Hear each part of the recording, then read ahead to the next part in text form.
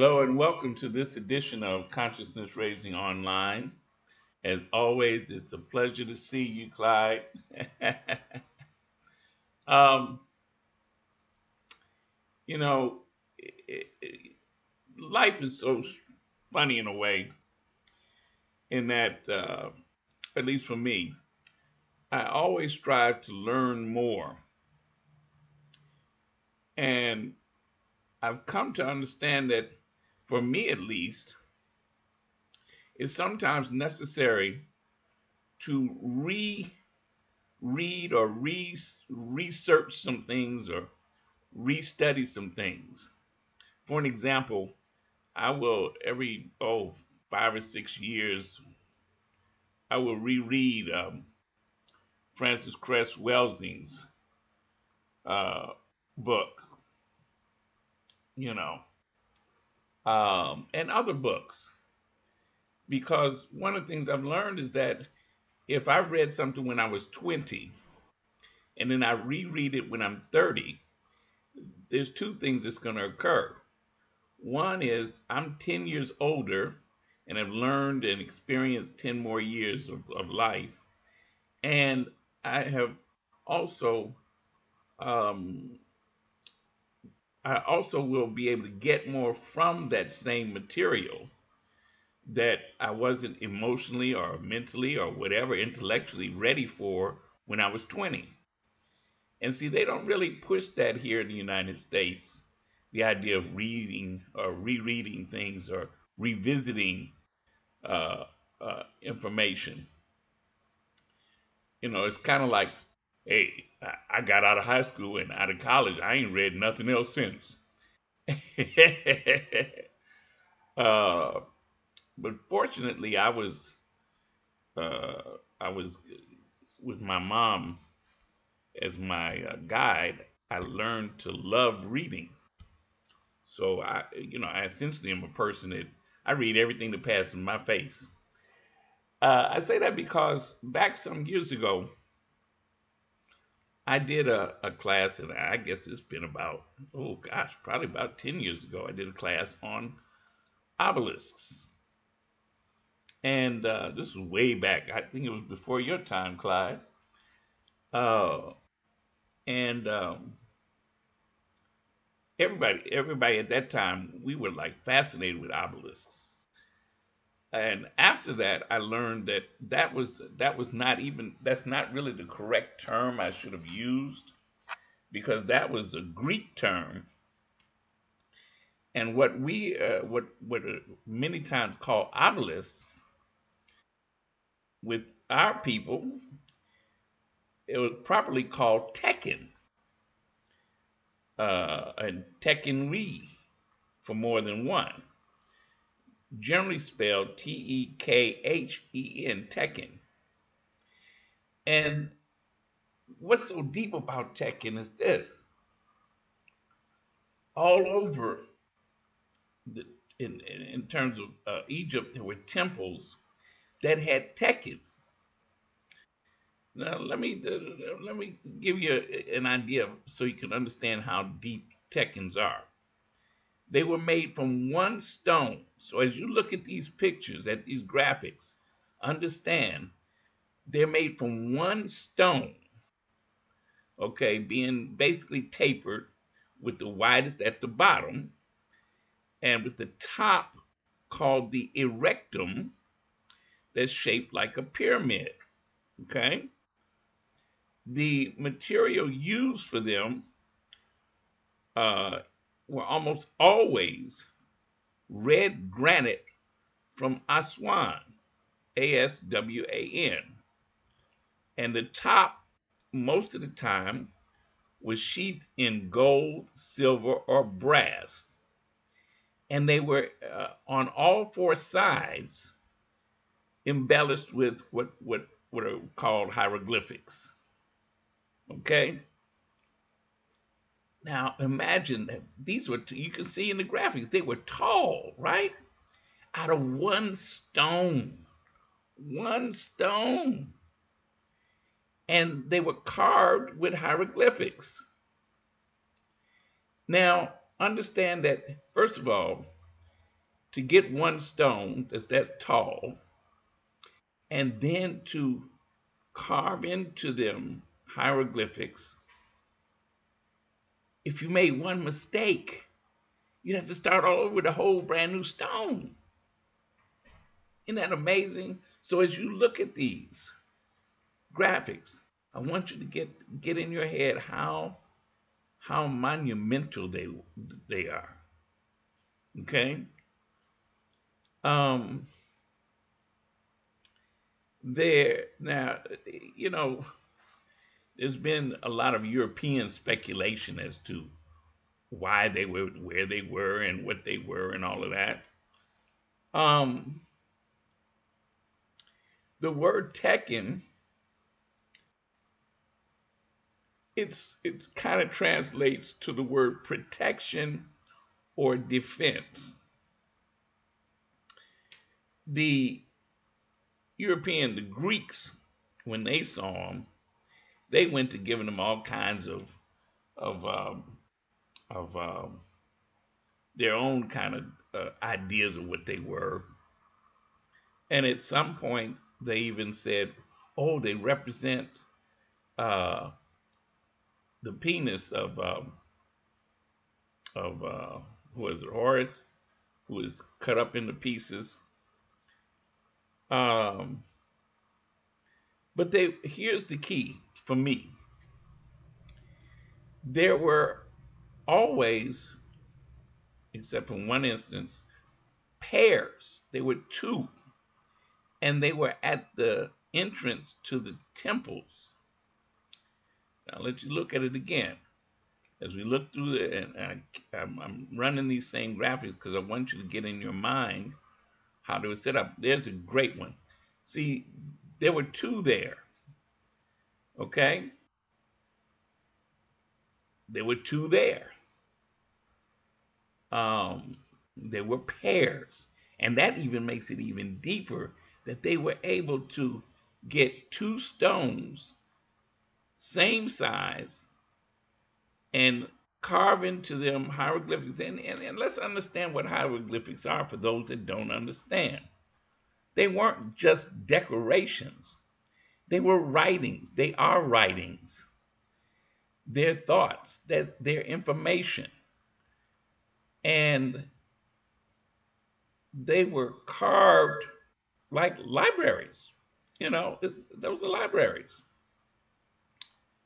And one of the greatest crimes to me against African people is that they made sure, the Europeans have made sure that we, meaning black people, did not grow up learning how to read hieroglyphics.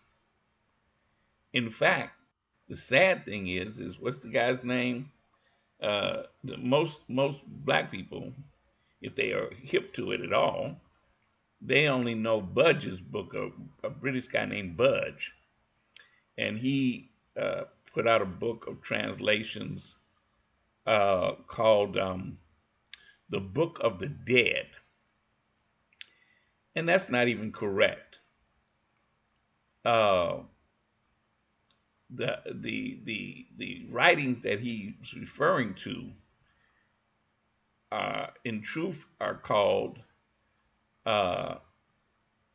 coming forth by day and going forth by night. They're prayers. They're prayers. uh, so, because they had, the Europeans, they said, oh, the Egyptians worship the sun and all this kind of crazy stuff. They didn't worship the sun. We recognized that the sun was important in terms of the life force, but we attributed our lives to the creator. Anyway,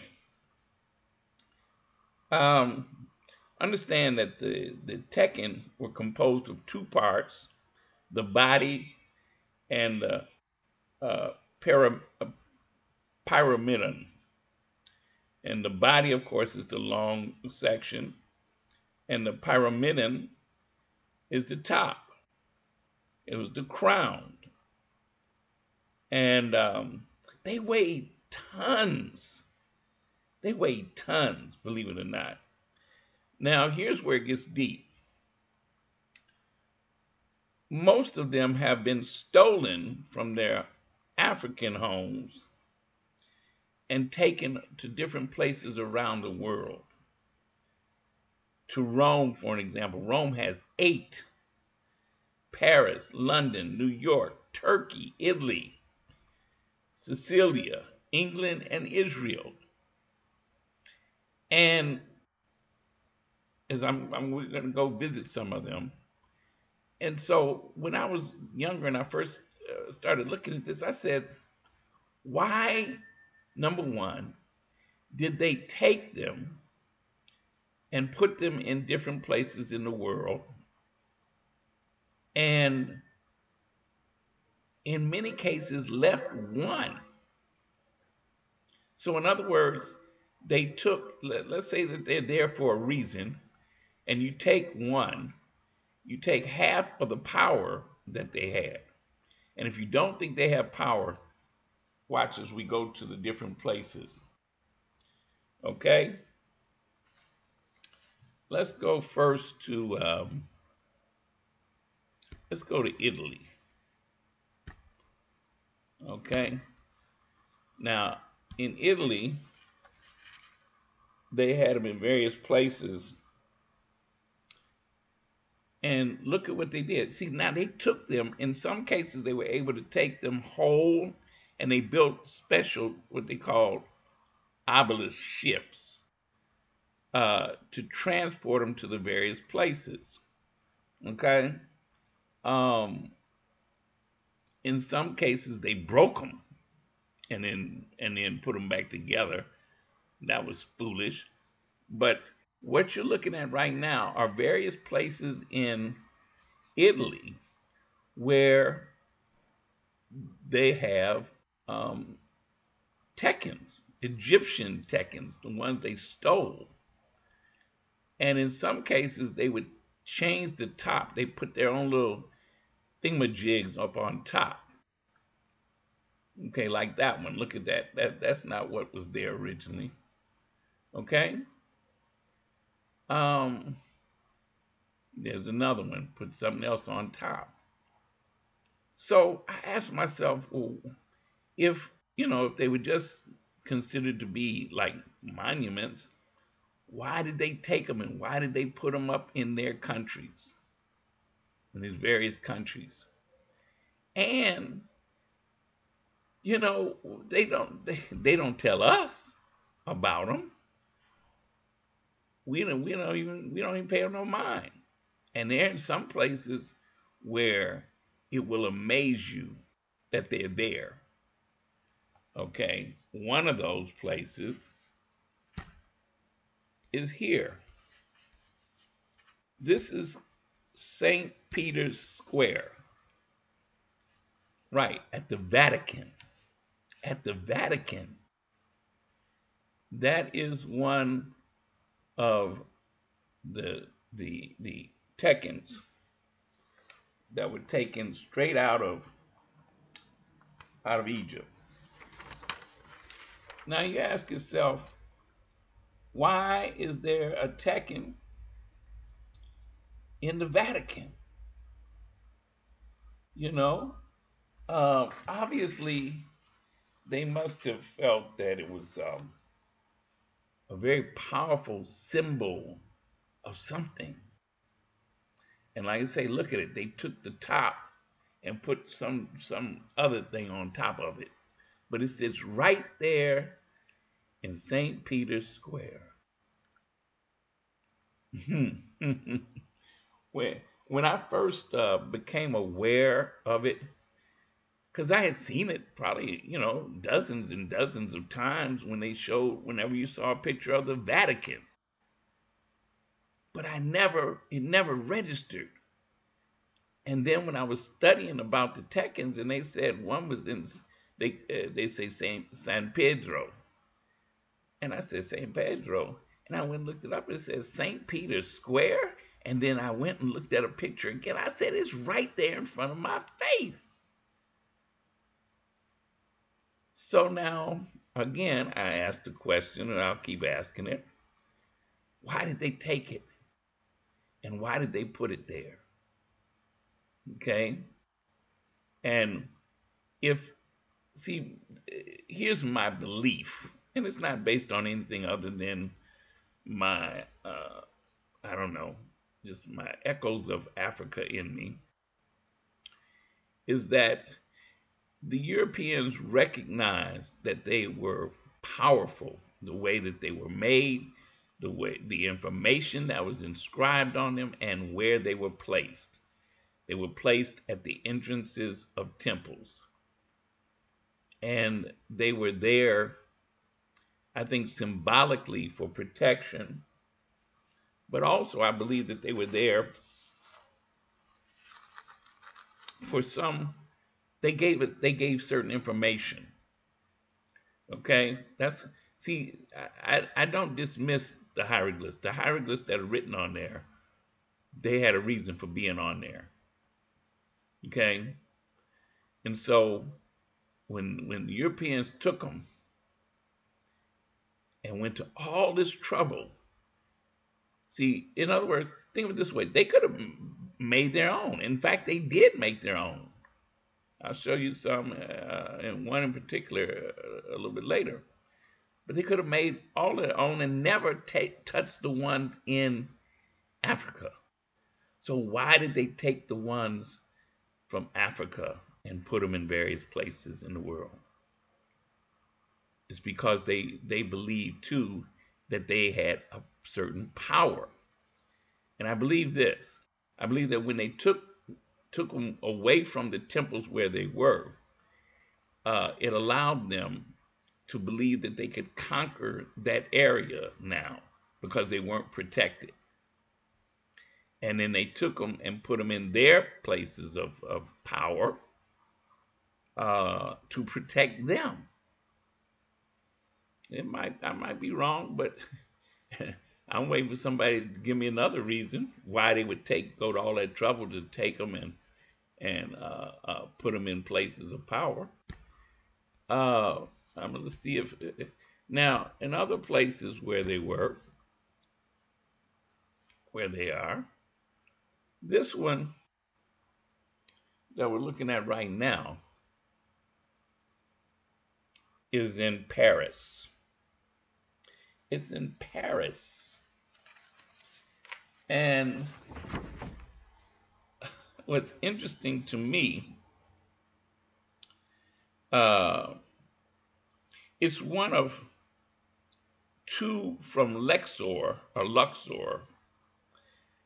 and this one is in, I can only say it like this, the Concord place, or maybe Place de la Concorde. Maybe I hope I'm saying it correctly, but it's in Paris. It's in the center of Paris. It is 75 feet high, including the base, and it weighs over 250 metric tons. I'll let you look at it again. 250 metric tons. Okay? It's right in the center of Paris.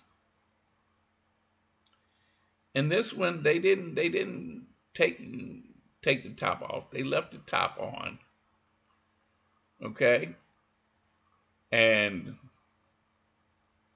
put it right there. Now, interestingly enough,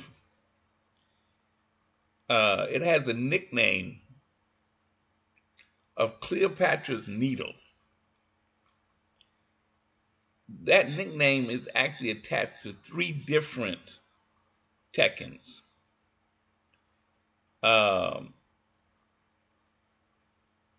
One is, well, I'll show you.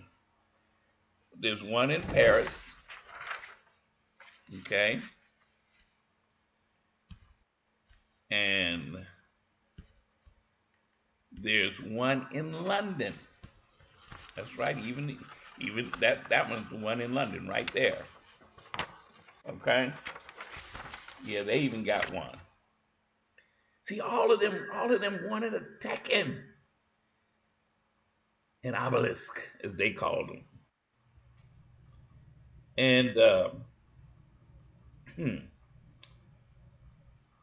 Cleopatra's Needle in London is in the city of Westminster, um, on the Victoria Embankment near the Golden Jubilee Bridges.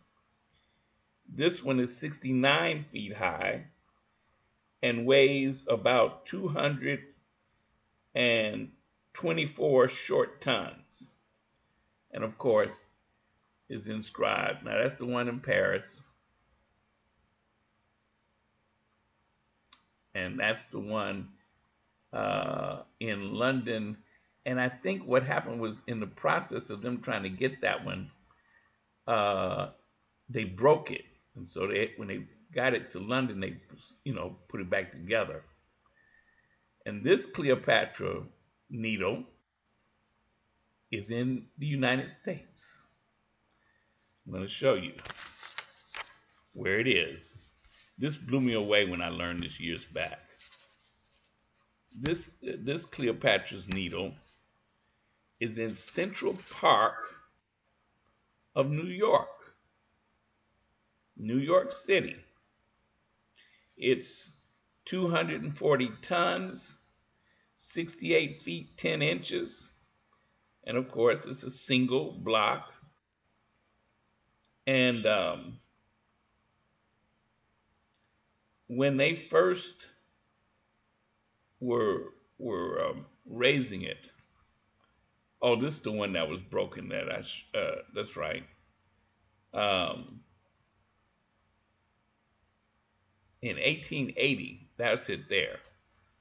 And they were raising it. No, when they were first lowering it to be able to put it on the ship, that's when it got cracked or broken like that. Okay? But it's in New York. Now, did what they did.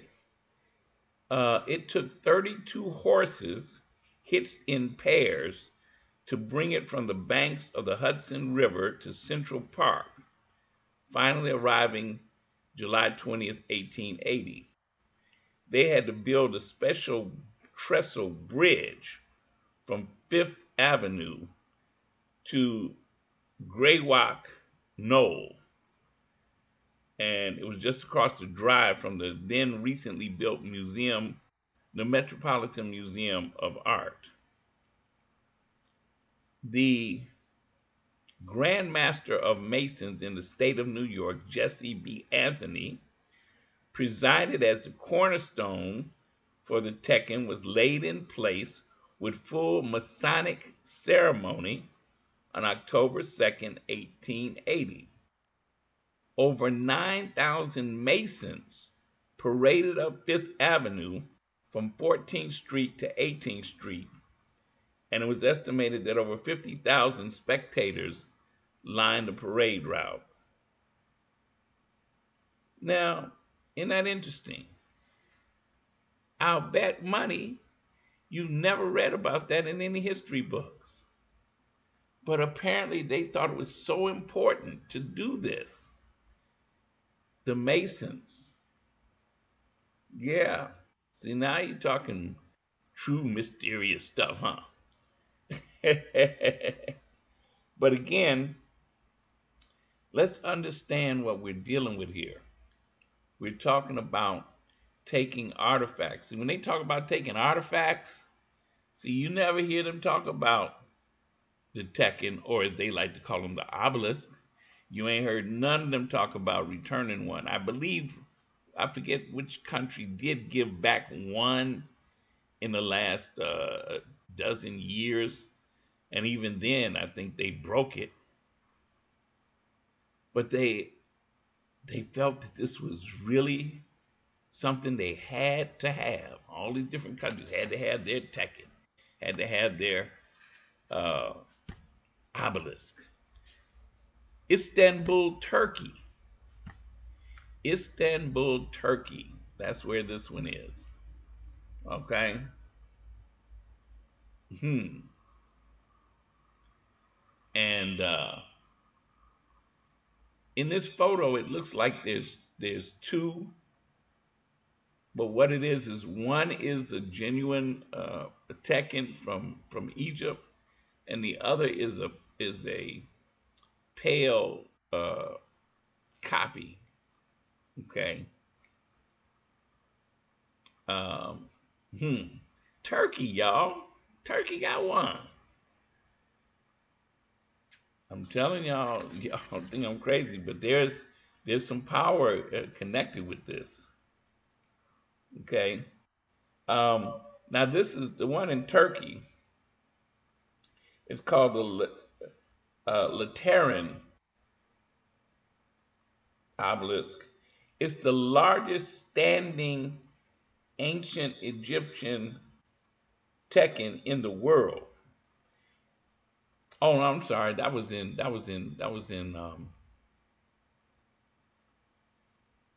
one in Italy. I'm sorry.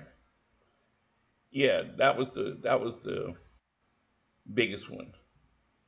Let me go back and find that one because I knew I want to see something here. Uh, Let me go back right quick. Okay, let me see which one it is. I think it is. Yeah, this is it right there. It's called a Lateran. It's the largest standing ancient Egyptian Tekken. It's also the tallest one in Italy. Now, it originally weighed 413 metric tons or 455 tons, but it collapsed and was re erected 13 feet shorter, and it now only weighs 330 tons. And it's located in a square across from the Ark Basilica of St. John Lateran. Ain't that something? So, yeah, they didn't have no business moving them in the first place. This one is kind of sad to me. This is the one that's in Israel, and look at that. Now tell me why you saw all the other ones, right? All the other ones are in prominent places and everything, right? This is the one in Israel, and it's sitting basically in a vacant lot. And in a way, this seems to be an extreme disrespect. I couldn't find out a lot about why it's there. But like I say, Israel even wanted one. And remember, Israel didn't even come into re-existence until 1940, what, 1948? So they got one late. And then they put it out in a vacant lot. I said, boy,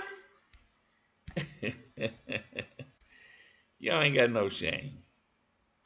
Ain't got no shame. Um, but I wanted you to get a picture of at least an idea of these Tekken, and I wanted to clear up what I had called obelisk, and that was incorrect, and appreciate the beauty of them, the sheer beauty, the genius. Because if we understand, first of all, we understand at least a little bit about the pyramids, the genius of the pyramids. But the Tekken gave me an avenue, a path into a whole new understanding about the temples. They weren't like churches. These were temples that had tons of information and symbolically powerful. This one here, oh, I love this one, you know. And if you get to go there, in fact, ABJ, she knows about it because she's been there. It's just, it'll take your breath away. It'll put you in awe. And more, I want to see us get to a point where we make sure that if not our children, then our children's children, if not them, then our children's children's children grow up learning to read and interpret the hieroglyphs.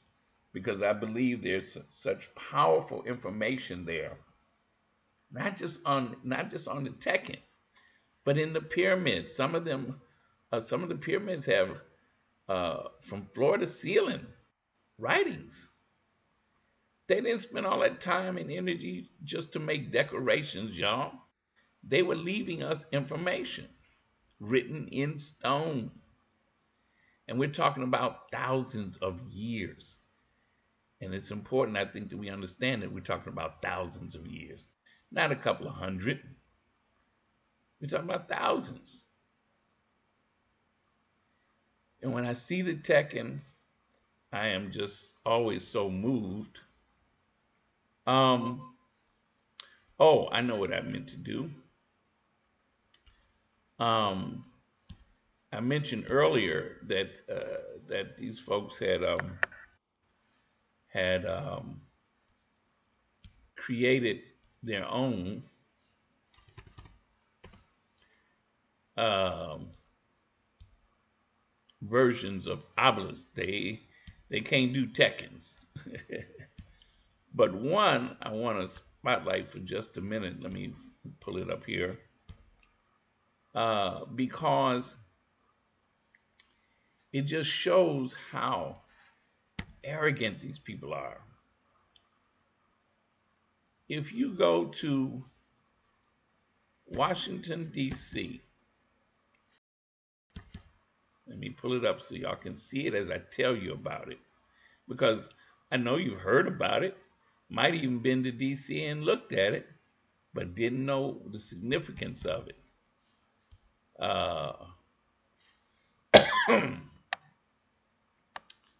Where are we at here? Come on, come on, come on.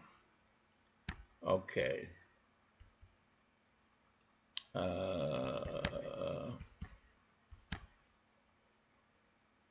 Here we go. In Washington, D.C., there is something called the Washington Monument.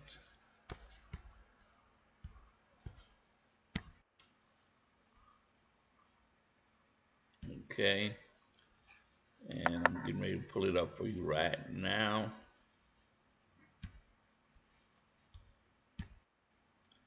Okay. The Washington Monument. Now, the Washington Monument is, according to the United States government, let me tell you exactly what it is. They say it is an obelisk on the National Mall in Washington, D.C., built to commemorate George Washington, once Commander-in-Chief of the Continental Army and the first President of the United States. The monument, made of marble, granite, and bluestone, is both the world's tallest predominantly stone structure and the world's tallest obelisk. It stands 554 feet 7 inches tall, and it is the tallest monumental column in the world if measured above their pedestrian entrances. And it was the tallest structure in the world from 1884 to 1889 when it was overtaken by the Eiffel Tower. Now, I was trying to find documentation on this. I haven't found it yet, but I remember reading this years ago. No structure is allowed to be taller in D.C. than the Washington Monument. But I want you to understand something. The Washington Monument is a hollow Egyptian style stone obelisk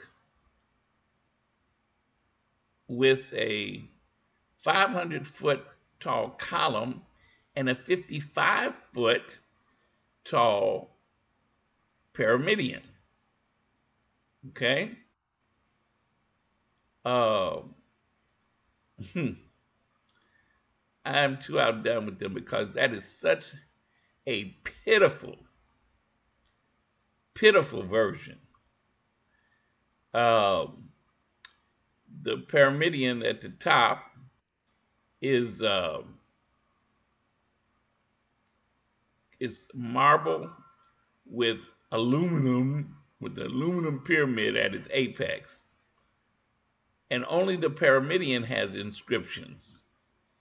The whole thing has the whole column doesn't have anything, and actually inside of it, it's got insides with stairs. Okay, uh, with an elevator in the center. Now let me see if I can show you this. I want you to see if we can see this in yeah, because it's actually pretty shabby. See, understand this is bricks. See, the Tekken, remember they were one stone. Okay, this is a bunch of bricks, and it's hollow, and ain't got no inscriptions. But they wanted something. They wanted something so badly to try to outdo African people's Tekken. And so they created this Washington Monument. And it's actually pretty pitiful. And you see you got the flags around it to fly 24 hours a day and all of that. And it's a tribute to George Washington. Ain't that pitiful? But I wanted you to see what they were doing with this, uh, taking from what we created, what they stolen and taken all over the world, and even tried to imitate, but they cannot duplicate what we have. And hopefully now, every time you see the Vatican, your eye will go straight to the Tekken right there in the center. And when you see photos of Paris, and they talk about the Place de Concorde, I don't know how to say it in French, but all I know is the center of Paris. That there's a Tekken right in the center of Paris. Okay, in London there's one, and in Central Park. Mm, mm, mm. My people, my people, my people. All right, just something to think about as we go into the next phase. All right, thank you so much for your patience, and I hope you enjoy this, and be sure to share it. There's nothing in this one that should cause the YouTube to have a fit. All right, as always, I say, uh, no justice, no peace, no love. KNOW.